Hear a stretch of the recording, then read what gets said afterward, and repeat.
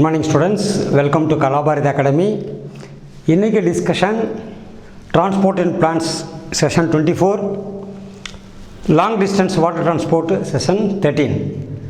A long distance water transport னு சொல்லப்பட்டாலும் let us see how the minerals are transported. Minerals என்ன ஊட்டச்சத்துக்கள், நுண் சத்துக்கள் சாயிலிருந்து எடுக்குது, அது எப்படி பிளான்ட்டுக்குள்ளே டிரான்ஸ்போர்ட் ஆகுது, அதுக்கான டிஸ்கஷன் நம்ம இதில் பார்த்துடலாம். Uptake of minerals in the plants. மினரல்ஸுக்கு பிளான்ட்டுக்கு தேவையானது மேக்ஸிமம் கார்பன், ஆக்சிஜன், இந்த ரெண்டு ஐட்டங்களையும் பெரும்பாலும் கார்பன் டை ஆக்சைட்லேருந்தே எடுத்துக்கணும். கார்பன் டை ஆக்சைடில் கார்பனும் இருக்குது, ஆக்சிஜன் இருக்குது. அட்மாஸ்பரிக் ஏர்லேருந்து உள்ள ஃபோட்டோசிந்தசிஸ்க்காக எடுக்கும்போது இந்த ரெண்டையும் எடுத்துக்கிறது. Plants obtain their carbon and most of their oxygen from carbon dioxide. கரெக்டாக? அடுத்த தேவையான மினரல்ஸ் எல்லாம் சாயிலில் இருந்து எடுத்துக்கிறது. இன்னும் அதுக்கு தேவையான ஹைட்ரஜனை வாட்டர்லேருந்து எடுத்துக்கிறது. வாட்டரில் H2O இருக்குது, ஹைட்ரஜன் அயான்ஸாக வாட்டர் இருந்தது எடுத்துக்கணும். அதான் இந்த பாயிண்ட் நம்ம சொல்லியிருக்கோம். Remaining nutrients are obtain from minerals and water. For hydrogen, water வந்து ஹைட்ரஜன் எடுத்துக்கும். இந்த சாயில் அவைலபிள் இருக்கக்கூடிய இந்த விஷயங்களை எடுத்துக்கிறது. Mineral ions are observed from the soil by both passive and active transport. ரெண்டு டிரான்ஸ்போர்ட் வழியாக பேசிவாகவும் ஆக்டிவாகவும் அது உள்ளே எடுத்துக்கணும். பேசிவ் டிரான்ஸ்போர்ட்னா என்ன? வாட்டரில் டிசால்வ் ஆகி இருக்கக்கூடிய மினரல்ஸு அப்படியே வாட்டருக்குள்ளே போயிடும். That is passive transport. ஆனால் சாயில் இருக்கக்கூடிய பெரும்பாலான minerals either negatively charge or positively charge, அது அயான்ஸாக தான் இருக்கும். அதான் இந்த பாயிண்ட் சொல்கிறோம். All minerals cannot be passively absorbed by the roots. ஏன் அப்சார்ப் பண்ண முடியாதுன்னு சொன்னால் இட் இஸ் சார்ஜ்டு பார்ட்டிகிள். அப்போ அதை டிரான்ஸ்போர்ட் பண்ணுறதுக்கு active transport is necessary. Active transport வேணும். ஆக்டிவ் டிரான்ஸ்போர்ட்னா என்ன? செல்லில் இருக்கக்கூடிய ஏடிபியை யூஸ் பண்ணி தான், எனர்ஜியை யூஸ் பண்ணி தான் அதை ட்ரான்ஸ்ஃபர் பண்ண முடியும். அந்த பாயிண்டில் பார்த்தீங்கன்னா as minerals are present in the soil as charged particles, அயான்ஸாக மட்டும்தான் இருக்குது சாயிலில் பெரும்பாலும். அடுத்து these ions cannot move across cell membranes. அதான் பேசிவாக மூவ் ஆக முடியாது. செல் மெம்பரேனை கிராஸ் பண்ண முடியாது. செல் வாலை கூட கிராஸ் பண்ணலாம், ஆனால் செல் மெம்பரேனை கிராஸ் பண்ண முடியாது. அடுத்து the concentration of minerals in the soil is usually lower than the concentration of minerals in the root. ரூட்டில் மினரல் கான்சன்ட்ரேஷன் அதிகமாக இருக்குது, சாயிலில் கம்மியாக இருக்குது. காரணம் என்ன? ரூட் எடுத்து எடுத்து எடுத்து பிளான்ட்டுக்கு நெசசிட்டி அளவுக்கு அது கொஞ்சம் கொஞ்சமாக மேலே போகும். எடுக்கும்போதே கம்மியாக எடுக்கும், எது தேவையோ அதை எடுக்கும், கொஞ்சம் கொஞ்சமாக மேலே அனுப்பிட்டு இருக்கும். ஸோ ரூட்டில் mineral concentration is higher then the soil. ரெண்டாவது, சாயில் இருக்கக்கூடிய மினரல் கான்சன்ட்ரேஷன் கணக்கு எடுத்தோம்னு சொன்னால் ரூட்டுக்கு பக்கத்தில், அதுக்கு பக்கத்தில், அது பக்கத்தில், இப்படி நம்ம கால்குலேட் பண்ணி பார்த்தோம்னா நியர் டு தி ரூட் அது எடுக்கிறதுனால எப்பயுமே அங்கே கம்மியாகவும் இருக்கும். அதன் காரணமாக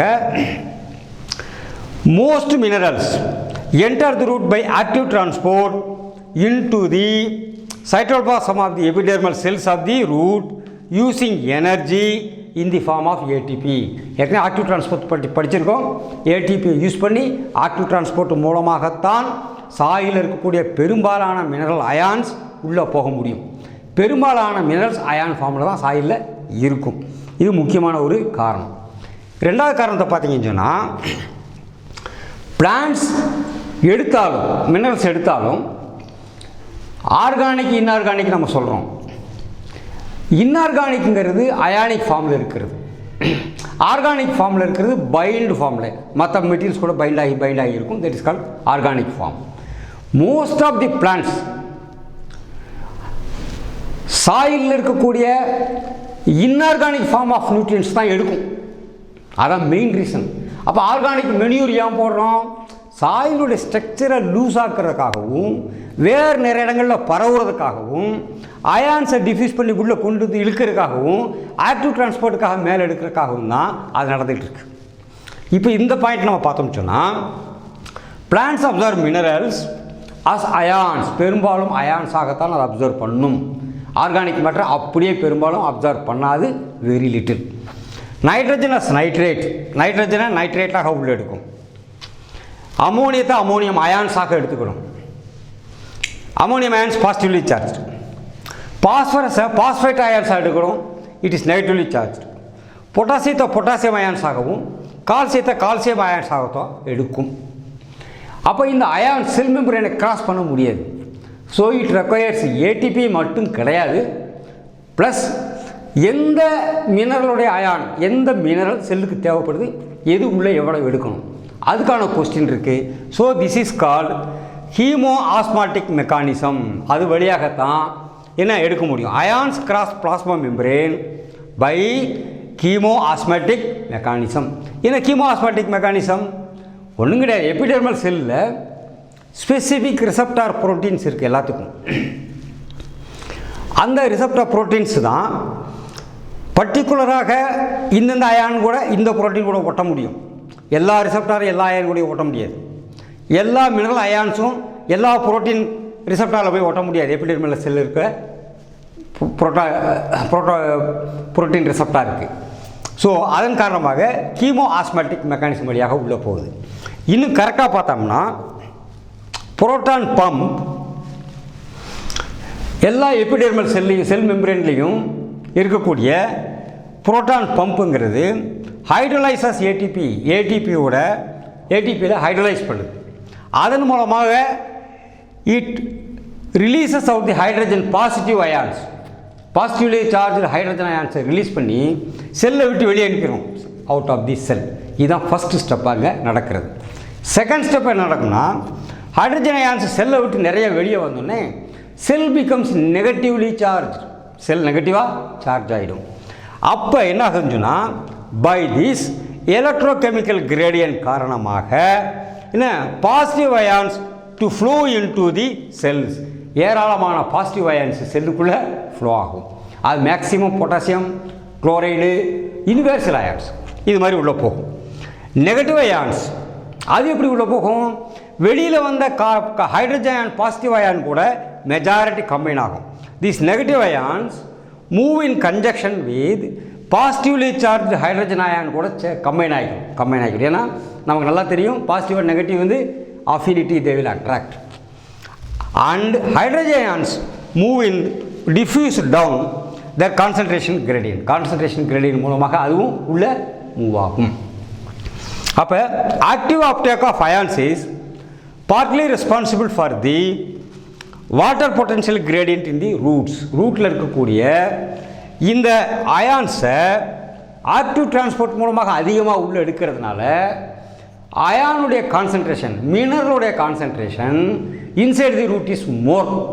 அதன் காரணமாக அந்த கிரேடியன்ட் மூலமாக வெளியிலிருந்து அதிகமாக அதனால் எப்பவுமே ஃப்ளோ எடுத்துக்கொள்ள முடியும். என்ன அந்த கான்சன்ட்ரேஷன் வந்து வாட்டர் பொட்டன்ஷியலை டிஃப்யூஸ் பண்ணும், குறைக்கும். அயானிக் கான்சன்ட்ரேஷன் சொல்யூட் கான்சன்ட்ரேஷன் கூடிச்சுன்னா வாட்டர் பொட்டன்ஷியல் குறையும். அப்போ செல்லுக்குள்ளே வாட்டர் பொட்டன்ஷியல் குறையும் போது அவுட் சைடில் இருக்கக்கூடிய வாட்டர் உள்ளே என்டர் ஆகும். that creates potential gradient in the roots, water potential gradient in the roots. Okay, அடுத்து மினரல்ஸ் அப்டேக் பார்த்தீங்கன்னா எபிடெர்மிஸ்க்கு உள்ள அந்த மினரல்ஸ் உள்ளே போகிறப்போன்னு இன்ஆர்கானிக் அயான்ஸ் அதுவும் உள்ளே போகலாம். இன்ஆர்கானிக் அயான்ஸ் பூரா சார்ஜ். என்ன எபிடெர்மிஸ்க்கு உள்ளே போகிறதுக்கு பின்னாடி எல்லா செல்லுமே இன்ட்ரு connected by plasmodesmata. Animal cell மாதிரி இல்லாமல் பிளான்ட் செல்லில் ஒவ்வொரு செல்லுக்கும் மத்தியில் இன்டர்செல்லுலர் ஸ்பேஸுக்கு பதிலாக பிளாஸ்மோடெஸ்மாட்டா இருக்குது. அதில் சைட்டோபிளாஸ்மிக் சேனல்ஸ் ஓப்பன் ஆகிருக்குன்னு நமக்கு தெரியும். ஸோ இந்த செல்லுடைய சைட்டோபிளாஸ்டிலிருந்து அடுத்த செல்லுடைய சைட்டோபிளாஸ்டுக்கு இந்த இன்ஆர்கானிக் அயான்ஸ் வந்து பாஸ் ஆகிடும். That is through plasmodesmata. அடுத்து பார்த்தீங்கன்னா ஈவன் தண்ணியே வந்து ரூட்டில் இருந்து உரியலை, போதுமான அளவு தண்ணி செல் இருக்குது, பிளான்ட் ஃபுல்லாக தண்ணியாக இருக்குது, டிரான்ஸ்பிரேஷன் தான் அதிகமாகணும். 3-5 நாள் தொடர்ச்சியாக மழை பெஞ்சிக்கிட்டே இருக்குது. ஸோ டிரான்ஸ்பிரேஷன் வந்து என்ன அதிகமாகாது, வாட்டர் லெவல் தண்ணியில் பிளான்ட்டில் அதிகமாக இருக்கும். அப்போ அந்த கண்டிஷனில் பிளான்ட்டுக்கு வாட்டர் தேவையில்லை, பட் அது அயான்ஸ் மட்டும் எடுக்கணும். வாட்டர் தேவையில்லை, அதனால் மினரல்ஸ் வேணாம், அப்படி பிளான்ட் வந்து இருக்க முடியாது.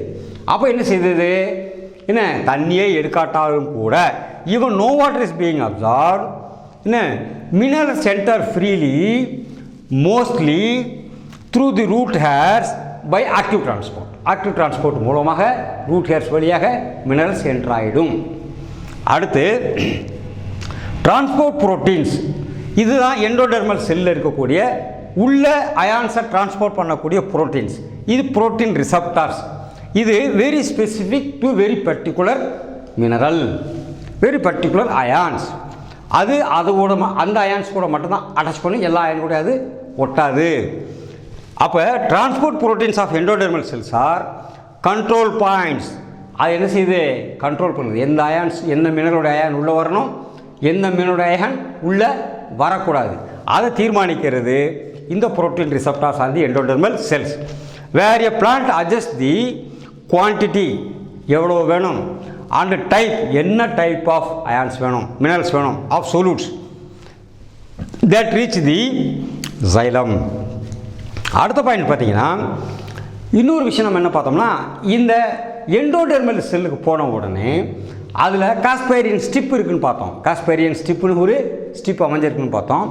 அந்த ஸ்டிப்பில் சுபரின்னு சொல்லி இருக்கக்கூடிய கிளிசரால் கூட அட்டாச் இருக்கக்கூடிய புரோட்டீன் அது என்ன செய்யுதுன்னா, ஒன் வே டிராஃபிக் மாதிரி உள்ள அயான்ஸ் விட்டாச்சுன்னா திருப்பி வெளியே விடாது, பிளான்ட்டுக்குள்ளே விட்டாச்சுன்னா திருப்பி அது வெளியே விடாது.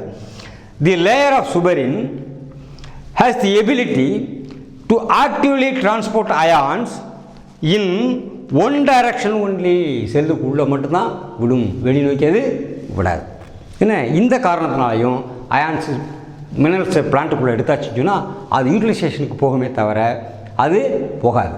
அதே மாதிரி எக்ஸஸாகவும் எடுக்காது, தேவைக்கு ஏற்றபடி எடுக்கும். அதுக்கு அந்த ரிசப்டார், புரோட்டீன் ரிசப்டார் எண்டோடெர்மல் செல்லை கரெக்டாக கண்ட்ரோல் பண்ணிடும். ஓகே, அடுத்து ஃபர்தர் டிஸ்கஷன். இதில் இந்த மினரல்ஸ் எப்படி எல்லா இடத்துக்கும் போகுது அதையும் நம்ம பார்த்துடலாம். இப்போ ரூட்டில் எடுக்கிறத பார்த்துட்டோம், என்ன மெத்தடில் போகுதுன்னு பார்த்துட்டோம், எல்லா பிளான்ட்டோட எல்லா ஏரியாவுக்கும் எப்படி போகுதுங்கிற அடுத்து நம்ம பார்க்கலாம். Thank you students.